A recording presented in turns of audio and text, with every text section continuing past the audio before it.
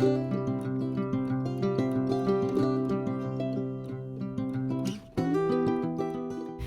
guys, it's JQ Crafty. Welcome to Tuesdays in the Attic. This is our week 5 sketch. Now remember, I am doing the sketches from 2019. I'm not sure if that's when Jen Hedger started doing the sketches, but that's the oldest they go on their Instagram account, so that's why I started there. So, and she has been putting out some new sketches as well, so I'm kind of excited about those, and I can't wait to kind of dig into those as well, hopefully, in the future, if we keep this going, which I like it so far, so why not, right?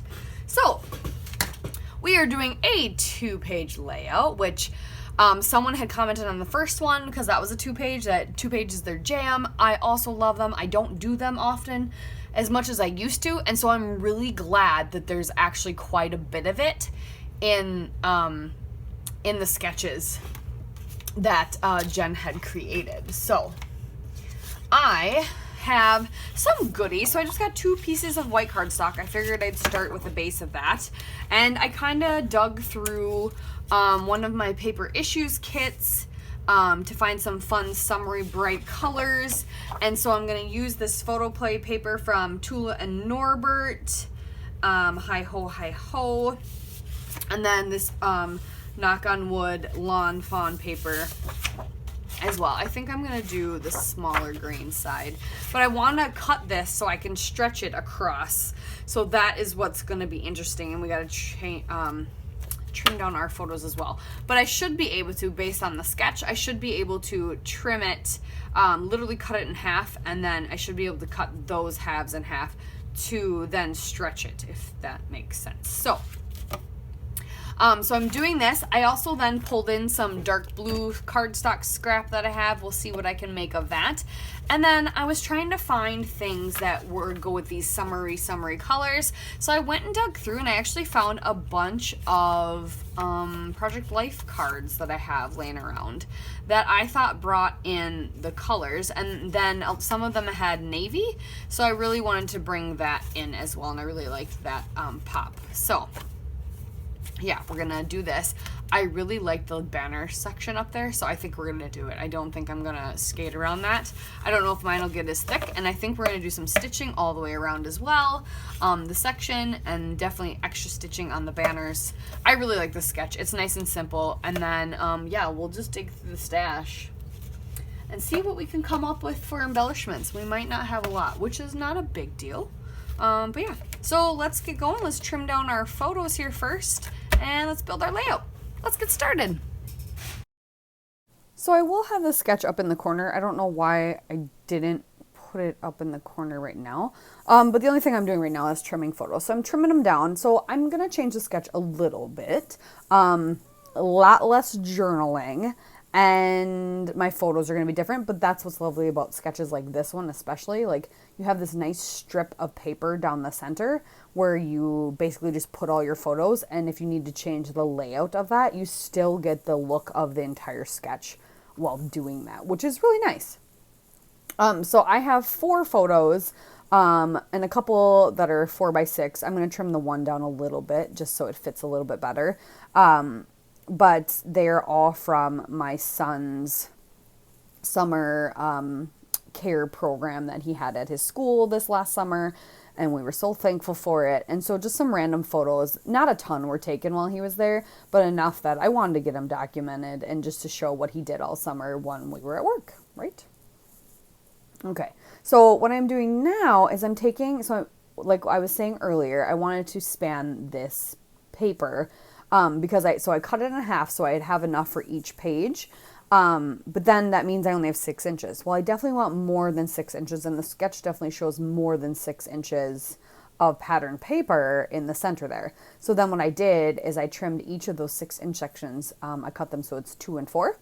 And see there, I'm going to span it and cover it up with that strip that I cut. I cut the wood grain paper 5 inches because I figured my photos were about 4 inches high, and that would give a 1/2 inch on each side, which I thought would be a really good amount. And it kind of looks to me like that's roughly what the sketch also entails. So sometimes what I will do is I will do some elements of a sketch to a T so that they definitely look like it definitely, you can tell that's where the sketch from. And then I adjust other things to my liking or how that suits me, right? So I love this look of layered. And so now what I'm doing, instead of strips of paper, which it kind of looks like on there, I am going to be doing this washi tape on the bottom and the top. And now this washi tape is just a yellow chevron that I've had forever, and it rips a lot. But I liked the idea of having it ripped and not straight. Give a little character to my edges. So this first edge, I show you kind of, I literally end up piecing like little pieces together. But what's nice is there is a pattern on there that's kind of a defined pattern. So I'm able to line it up so you can barely tell that all these pieces have been pieced together. So that's a good idea, like, especially if you have a washi tape that doesn't want to come off in good strips. Like, you can do that and tuck it in photo clusters and layers, just little chunks of ripped washi tape. So I finished that page, and now I'm finishing up this, and see how I have it unrolling perfectly? Now it's doing that. But what I did is actually I ripped it while it was still on the roll, and I'm ripping it as I unroll it. And that's the best way to do that. It's the, well, not the best, but the easiest. It's the least frustrating if that can happen.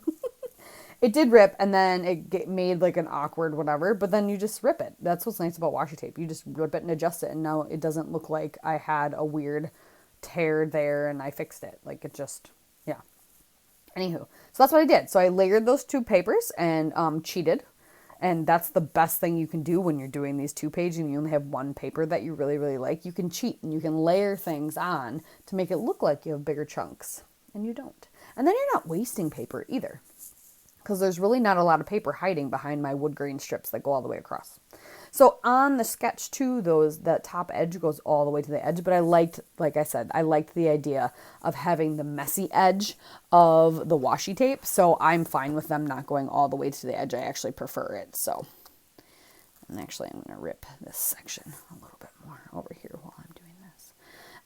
But anyway, so I did that. Now I'm going to get all my photos down, and I tried to keep some of this a little bit slower for the sped up version, but right here I'm literally just backing my photos with some white cardstock and then dinking around and trying to figure out placement. So it's nothing rocket science related. It's a lot of fidgeting, so it would make this video 20-25 minutes, and nobody needs that. Nobody has time for that. So I'm just gonna play around with placement. I debated putting 3 photos on the left and only 3 photos on the right, 1 on the left, trying to just figure out what layout I like best. And I like in the sketch that there's technically a taller photo on the left page, so I'm going to mimic that by making a journaling spot, which is what I'm doing right now. And I'm going to put that above a photo, and it just works better to go above a bigger photo than a smaller photo in my eye. The way it looks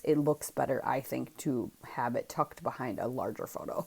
So I do end up switching back one of the 4x6 photos to the left side and tucking that journaling spot behind there. So right, yeah, now I'm going to back them all in white.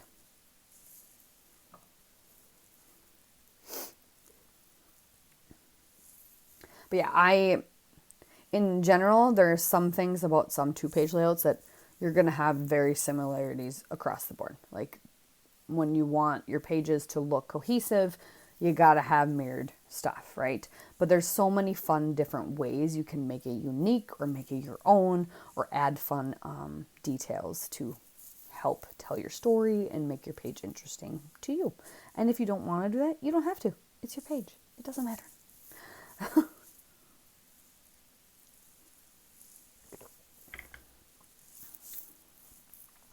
So I'm going to get all my photos backed. And that one little one, I had that pocket card that looked like a frame, but I liked the snapshots little banner in it. So I kind of skewed it on that smaller photo and then cut that banner out and put it on the photo, which I really like. And I love that these colors that I found, they're not matchy-matchy with this plaid background from Photoplay, but they're very similar, and so it all coordinates really, really well. Like, way better than I could ever have imagined. All right, so now too, I really like the banner element on this. I really like it. I don't want that much of a banner. I don't need that big of a cluster of banners, but I really like it. So I'm going to bring in, I'm cutting kind of some scraps and some of the cards into chunks so I can banner them. And then I forget as I'm doing this, and then I realize in a little bit that, oh yeah, that's right, there was a little banner down the bottom left on that left page as well. And I really like this documented. So I'm gonna figure out what I want to do with my banners. I'm looking at how they laid them out. I'm like, oh, that's nice. Just to see how they were tiered. And I really like the way they did it. And if you had even more tiny banners, then you'd layer them up. But then, yeah, here's where I realized that there was a banner spot kind of on the left page on the bottom. So I'm trimming just 3 of the patterns. I'm grabbing some scraps too, so that they can be mirrored down there.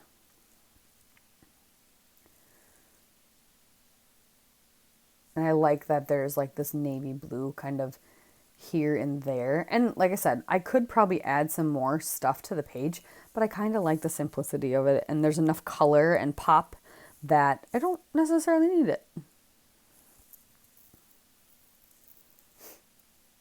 Sometimes these clean pages like this, and they're not clean like white space clean, like they're not clean like the people that can create the amazing pages with like the nothing, you know what I mean, like they have this beautiful cluster down in one corner of the page and the rest of it's just white. Like I can't do that. Makes me itch. I've tried to do it and I can't. I have to add more stuff. So, but I like sometimes these clean and simple pages that use lots of patterns, lots of layers, but they don't have a lot of extra stuff on them. So I took the pages to my sewing machine and I just stitched across the bottom and the top of that pattern paper. And then I did extra stitches over the banners. And I love the way that looks. Love it. So yeah, and then I'm taking each of the papers and splattering them with some navy blue acrylic ink. There you have it. So here's the close-ups. Thanks again for watching, you guys. We'll see you next week for another Tuesdays in the Attic.